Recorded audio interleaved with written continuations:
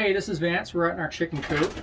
Winter's coming, and they turned off our culinary water, so we're trying to figure out a way to, so that we don't have to take water out to the chickens every single day.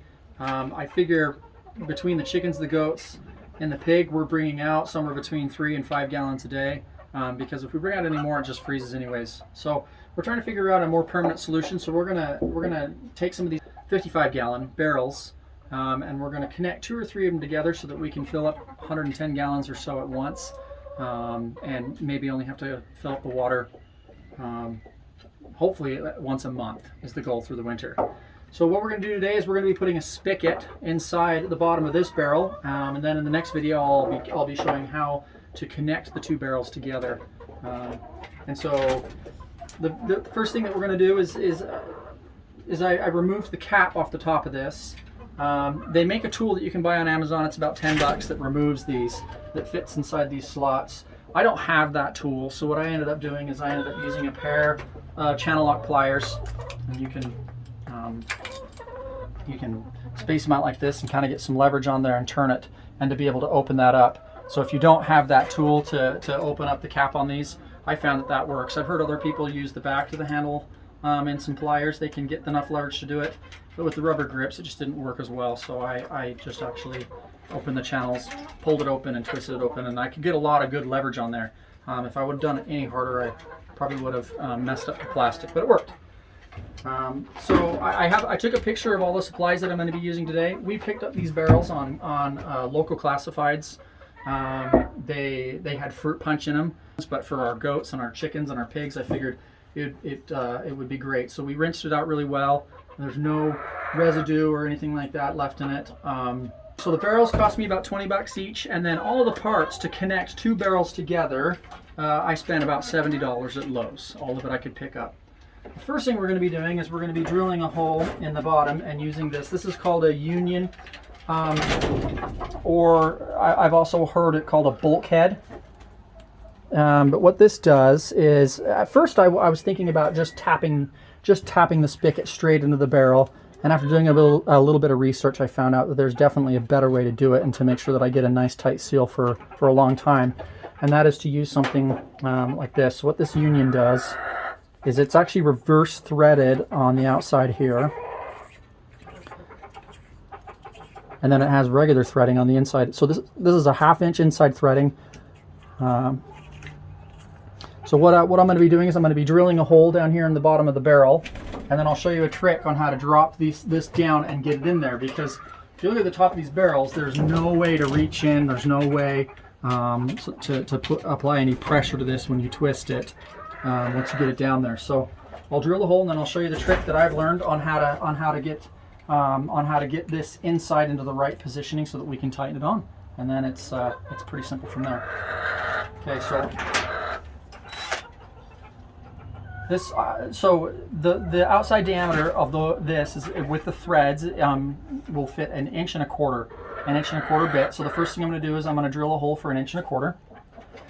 Now on this barrel it has markings of 5, 10, 15, 20 gallons all the way up. I kind of want that to be on the front so I can gauge how much water is in there. So I'm probably going to drill the hole up a little bit from the bottom so that I make sure I have some clearance and not hitting anything or compromising the integrity of the bottom of the barrel. But I don't want it too high because I want to be able to use the spigot and get almost all the water out of it. Once we attach the other barrel, it's not going to be as mobile, so it won't be as easy to tip it and try to get more water out or something like that. And then I'm just using my regular cordless drill. So I'll go ahead and get this hole drilled. Alright, so here's my 5-gallon marker. Looking at my spigot, I think it would be nice to have it about right there. I might have to push it back so I can get some leverage here.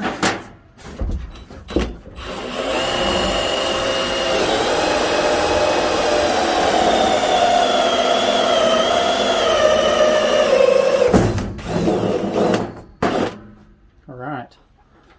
I got that core piece out. Well, the plastic's still kind of warm. It's pretty easy to... All right, and then just from this side, just to make sure my hole size is right. Yep, that'll be a nice tight fit.